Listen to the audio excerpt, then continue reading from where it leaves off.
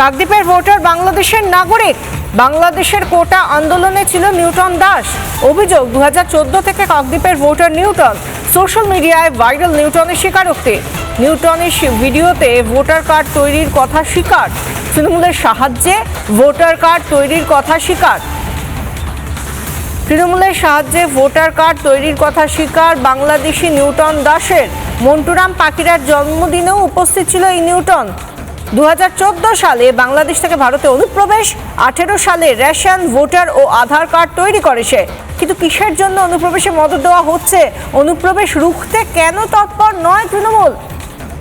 স্বীকারোক্তিতে কি বলছে নিউটন দাস, শুনুন।